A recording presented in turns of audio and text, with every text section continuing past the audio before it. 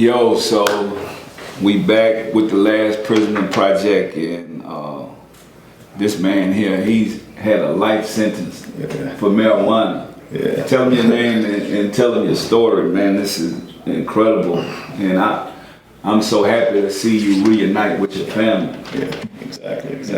I'm Corvain Cooper. I'm a legacy fellowship member of Last Prison Project, and I serve on the board. And it's been a long journey. It's been 125 days that I've been out. I was serving life without the possibility of parole for a nonviolent marijuana charge, and it's like it's billions being made and people are just stored away, and that's what we're here for, to show like it's still going on today. We're still fighting today, and we're not going to stop. We're not going to be quiet until the 40,000 people are free. Yeah. You know, So how did this happen to you? You got a life sentence. I want to know, like, what exactly happened? And I want to be able to tell people too that just because you're out and you think that you're out the game, you thought like, oh man, I was out the game for 3-4 years. You know what I'm saying? So I went and bought a clothing line and bought a store, and you think that I'm out, I made it out. No, you didn't. That's not the way it works. It's a 5-year statute of limitation to exit the conspiracy, right? So you have to have a 5-year statute of limitations. So what I want the kids or the people, or just the people in general, to know that if you was hustling with this person, now he no longer wants to do his time. He's in the bunk, he's in jail, he's not on the street. He has the power to say, hey, me and P was hustling 3 years ago. You know what I mean? We was hustling 3 years ago. And I don't have any evidence that we was hustling, but I do have some phone records to show that I called P, I've been at P house, I know where P lived at.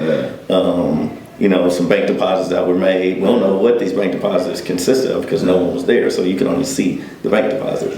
So you can come take everybody off the streets just with those 2-3 things. You deposit some cash in your account. I said, I was on the bunk, and I said that me and you were hustling. I don't longer want to do my time, so I want to get a time cut. I have a worse record than you, and you can come get me off the street. You know, so. Wow. So y'all understand that, and that's why me and Dante was talking earlier. It's also about who you hang with. You got to know the people you hang with. You got to know your circle. We was laughing about me coming from New Orleans, then going to Richmond, and everybody know my story. I got to Richmond, and then in certain spots, people don't get along. Richmond don't get along with Oakland, San Francisco. It's a whole thing. They turfing. You know, for real. So I learned shit about Louisiana. I did my time in Pollock, so I learned about you guys too. It's rough. It's rough. Louisiana ain't no joke. So I get to a club in Oakland, but I'm from Richmond, and then the whole thing go crazy. East Oakland, they went crazy. Like, I'm like, one of my homeboys, you know, and I'm like, they knocked one of my homeboys. I'm like, man, I ain't with the fight no more. It's a rap, you know what I'm saying? I go to the call and turn up, man, and I tell him, and God really spared my life, because I know I'll probably be in San Quentin right now. You know, and that's why it's so important for me to look at people like you, and we know that we could go touch these other souls to show them that we ain't gotta live like this, or even think about just the people we surround ourselves around, because you thinking your homeboys 100 and them is not the ones. They're not. Let's go. Let's time out. The person I thought was my brother. You feel what I'm saying? Like, we got the same tattoos on our bodies. My brother got on and stand, and he will get on the stand and say, yes, I'm his brother, and I'm still pointing the finger, and he still did this. So leave it alone. Like, they're not your friends, they're not your brother, they not your homie, y'all not from the same hood. The thing about it, like you say, once they separate you, because that's what happened with me and my boys, they separate us, and then they're gonna say, well, if this and this, I don't care how real you keep it, if he don't keep it real, you done. You done. And I got a brother right now fighting a life sentence. It's a much bigger case, but he's doing the same thing, fighting a life sentence because of his friends. And that's why I love about this project. It's so passionate to me, because I just want to show our culture and our people that how important we are And we all watched, sorry to cut you off, but we all watched that in the pen. And we're rooting for you. They not gonna, because I'm doing my time in Louisiana. So all the love is getting shown when it's on BT, when they show the thing and everything. It's a lot of love that you don't see behind the walls that's getting shown, that people like, go push. They seeing the push. You feel what I'm saying? And that's what this last prison project is about, the love to be. Maybe we can't help our people, our loved ones, but we could help save some people that deserve to be free, just like you with your family. I seen the love with you and your daughters and how much they love you, and they miss you, and the way y'all connected when you came home. I see you like snuck up on them. I had to pop up on them. But that's what, but think about it. The sisters don't know, they just took a black man out of a family. Like, and we need black people that love us, the men in the household, to help raise. Right. And that's what they don't realize. That if you did a serious crime, you're supposed to be in prison. But like you say, you had been out and everything. You already was moved on and about doing the right thing, started trying to get a second life, doing what you need to do, and then here go the devil. Ooh, he coming. I mean, he come. You can't. I mean, you can run and die, but you gotta. It's the faith. The faith that you have, and you have good people. You know, Last Prison Project, and have people in your corner to be able to talk to, and just be able to overcome it. Because once you accept it, and they sit that gavel and they say you're gonna die in here, and your thing says deceased. You know, that's something. That ain't nothing easy to live with right there at a young age. So. Nah, man, I understand well in being in Louisiana. Like he said, when you look at Faith Winslow, right? Faith Winslow, like, he just got caught up in the system. I almost got caught up in the system. So, you know, in New Orleans, we get into it, we fight or whatever. You go to jail, they take us to jail. I'm in jail now, right? So they got bands they put on you. If you got a purple band, you in there for murder. You got a green band or whatever. So they put the wrong band on me for somebody else. And I had to, I'm like telling the dude, like, bro, you know this ain't me, this ain't my name, like, but I had to really go and get, so even when you're in prison, you have to learn how to survive. So I really had to go to the dude who, he was telling me, you know, I'm about to roll out, because he got my name on, I'm gone. So I'm like, bro, you gonna have to, this you gotta tell these people this you, you know, because I'm gone. Like, this is it for me. How I'm gonna explain that to, you know, because back then they wasn't can, they ain't had all the computer systems like they have now and everything. So I'm literally stuck. So I really had to go, man, you got to man up. This you, dog. You got to take this. And so we was talking about the lack of education. Like, Dante was able to, I'm talking about put on paper like a lawyer, everything, which is incredible. I've never heard nothing like that. That's magnificent. You look up to Dante for like doing that, you know what I mean? Because it's like crazy. Because he took his time and utilized it correctly. Because some people are in there and they're not utilizing their time. They like, no, they ain't gonna get you about it. You could be angry all you want, but you got to figure out some solution. Man, and you know in Louisiana, like we're going 3 to 6 month lockdowns, and 2. They just got off lockdown. I just got a call. They just got off lockdown 3 weeks. They went up for 2 minutes, came back, went down. I've seen 7 suicides and over 9 murders. You know, so they're putting you in a violent situation. You know, so for non-violent, you're still in a violent situation because of your time, and you got. Man, I wasn't really cool. Let me tell you something. I was cool, right? I'm in there, and just out of nowhere, the guard told me. I mean, before I got it, he said, "Oh yeah, you going on the gladiator floor." So I'm like, man, I ain't worried about no gladiator. I'm a gladiator. I didn't know I was going on the gladiator floor. As soon as I got in there, I'm just telling you. So we had the long, they took the cards away because we had the long cards when I was in there, be on the phone. So I'm asking one of the little dudes, and I said, say, bro, let me use the phone. I'm trying to call my people so I can hopefully try to roll out.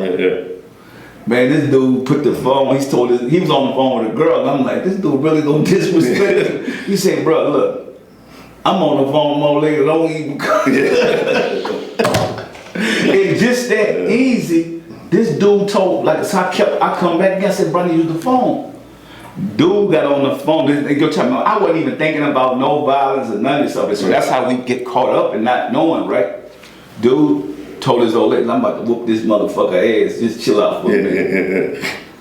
bro, out of nowhere. Yeah. That's what he's saying on the phone. This 2 years old, I'm like, he talking about me.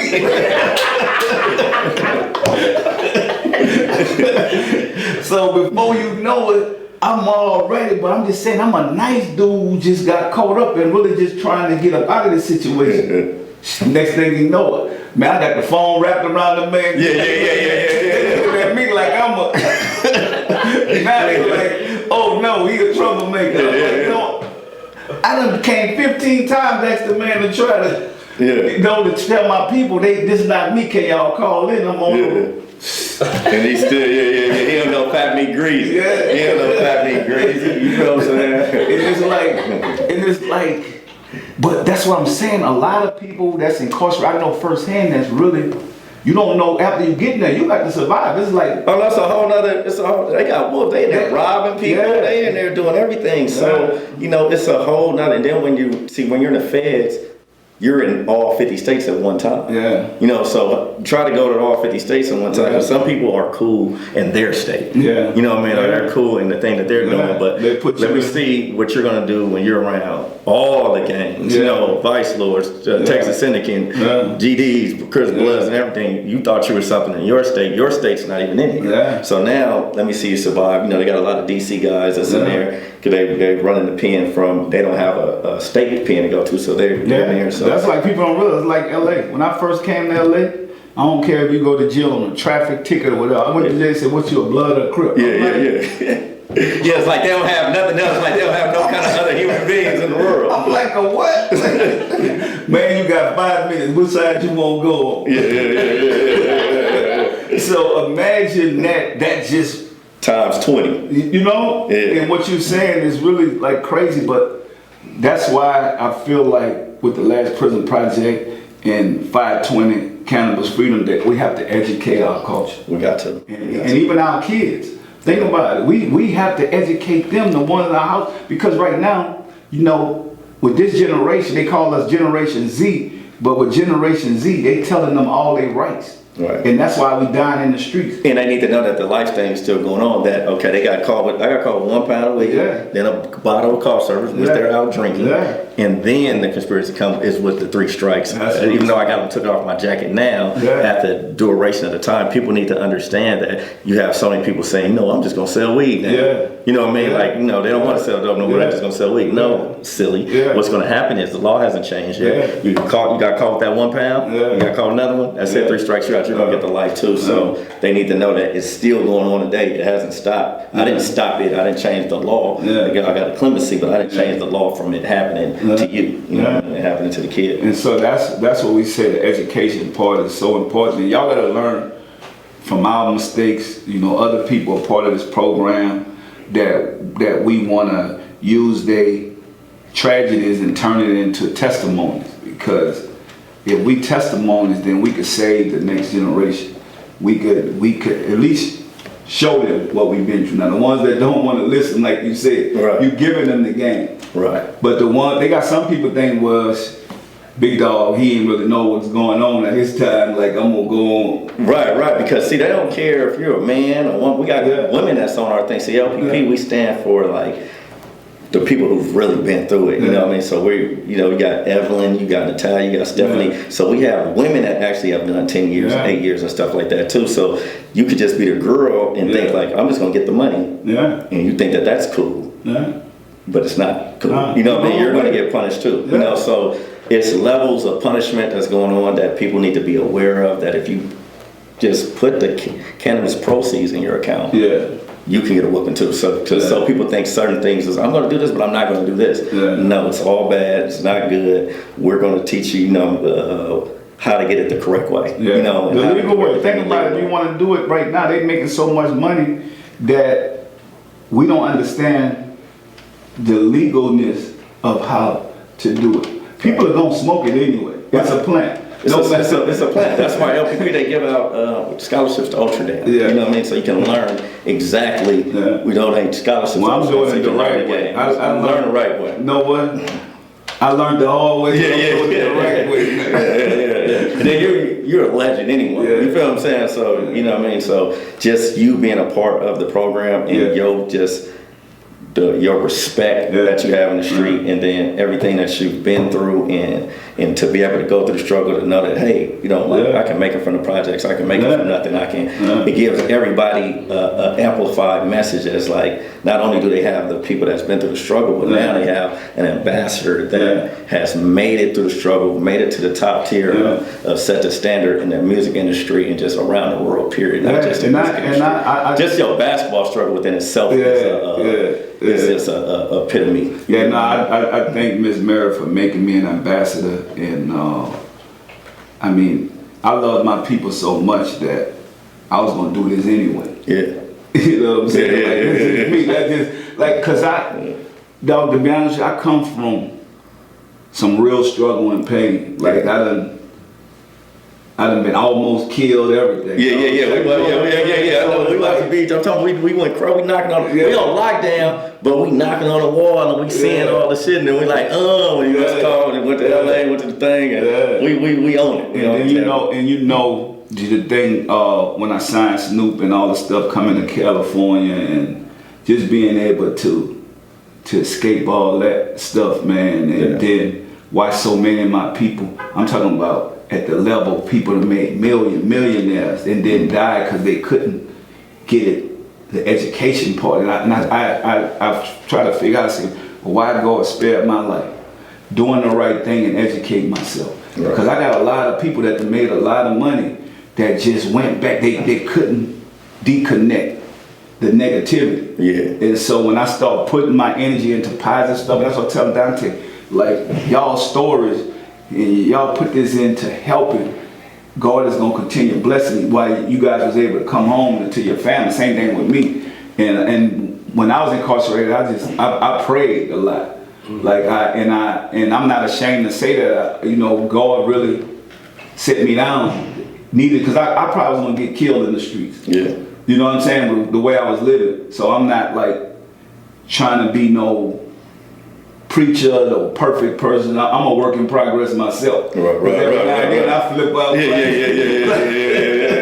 You know, because it's like people think that, oh, you ain't the same person no more. Like, you know, it's like even family members like, well, you know, you doing this now. But it's like you don't really understand like what I've been through, but I'm still gonna be who I am. Right. And I'm a better myself, and if I can help save other people, because I know all this stuff, material stuff, money, fame. Now you can't take none of this with you. Right. I don't know all these other people. But if you really been through the struggle, you've been through the struggle. You know, like you know, you up, you got bread one week. The next week you ain't got nothing. Now what you gonna do? See what I'm saying? Let me see how you gonna swim without that shit. So it's like this ain't never been nothing to me. Yeah. So the love for my people, my culture, and trying to save my people, that's been me. Like I want to be the Muhammad Ali of this too, because I know it's a bunch of good people that's just hustling or trying to make it or whatever that don't know what to do, don't know nothing. But when you open that window up and you see nothing but the streets, and you see nothing but the nice cars driving up the street. You want it. You don't know. You don't have no choice. I grew up on the east side, so I grew up in the poverty of LA. So when you're growing up, you're like, that's all you see. That's all I want to chase, because you see nothing but the drug dealers. You don't see nothing but all the glamour shit. So how else you gonna get it? Man, let me tell you, when I start really looking at it, the charges and consequences, right? I said, with a lack of education, you don't realize that you about to go to prison and make 3 cents a day. A day. If that. Think about it. 3 cents. So literally, when I was and they like working in there. So I'm like, why didn't you just work on the street? That's what I'm saying. You could have worked at McDonald's if that's what you was gonna accept. Because now you saying yes sir, no sir in here. No cap. Well, we got cap. Yes sir, cap.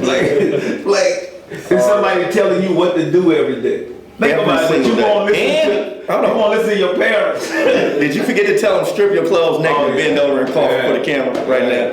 You know what I mean? Don't leave that part out. Right now, strip all your clothes out right now. Anytime I ask you to. And you got to do it. And you got to do it right now and embarrass your whole self in front of everybody. So, you know, they got to you know, if you're ready just to degrade yourself, you know, then I look at that's when I start changing. I'm like, man, I could have worked at McDonald's and Burger King, dog. Like it really not working. It add up with all the lawyer fees. Even you got a little bread, right? You running through the bread just to try to get free. You're on pause. You was the person making the bread, so your bread is on pause. Because you are the producer of the bread. So the person that is producer of the bread. And whoever out there got whatever little money you got, they spending that. They hoping you don't come home. Praying. They selling shit. All kind of shit. You know what I mean? Like it's just, oh my God. It's ridiculous. Man, you know what? And that's why we want to educate our people and our culture in saying that we know nobody's perfect. None of us Jesus, none of us God, but it's like, y'all learn from our mistakes, learn from the injustice that was done to us, and also learn that we put ourselves in a bunch of positions too. And so I think that's why all of us are free and here and able to give our testimonies and give our story, because we're not ashamed to say we wasn't 100. Yeah. Like even Dante got in the car with some people, but like he could have been, even with you, you know, you realize that, man, look, I should have been cut these people off. You know it. Your brain told you all the time. You think that you get away, but the system already set up for you. It's set up 5 years statute of limitations. 5 years statute of limitations. Keep that in mind. So if you did something 5 years ago, it's a 5 year statute of limitations. I want everybody to know that. And so think about it, y'all. It's so easy to do right. We know that, you know, you think you want the easy way out, but this last prison project, we fighting for people that shouldn't be incarcerated for cannabis, and we praying for the ones that we done lost, the ones that are deceased, like the Fate Winslow, and everybody that got a chance to get a second chance, man, take it, run with that second chance, and don't look back. Everybody keep trying to dwell on the past. We can't dwell on the past. We can't get our time back. We can't do none of that.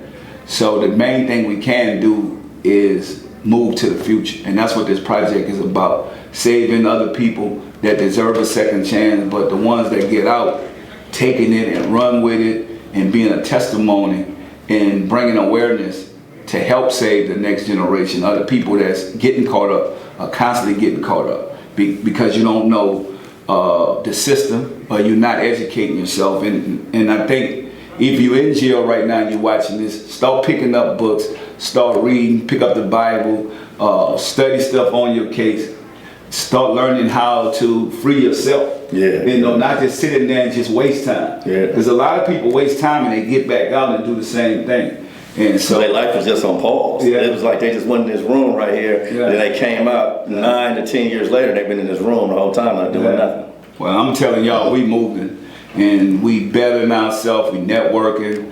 God spared my life, gave me a chance, and I just want to help my brothers and sisters and the ones that want to be helped. If you don't want help, you're going to do the same thing. I don't want to be around. I don't want to be around because you obviously ain't learned your lesson, and that shit might get addicted. You know what I mean? I don't know if it's contagious. I don't want the shit on me. You know what I mean? Because you don't want nothing out of life, and we don't got the same things in common. And that's what I want. So this is what I'm telling y'all. We want to be around people that's going to push us.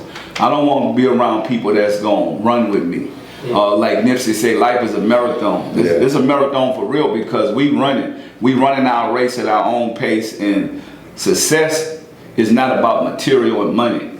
Success is about us educating ourselves, being able to take care of our family, being able to live our life freely. So 5/20, Cannabis Freedom Day, the last prison project, we salute, and we tell every man standing and woman,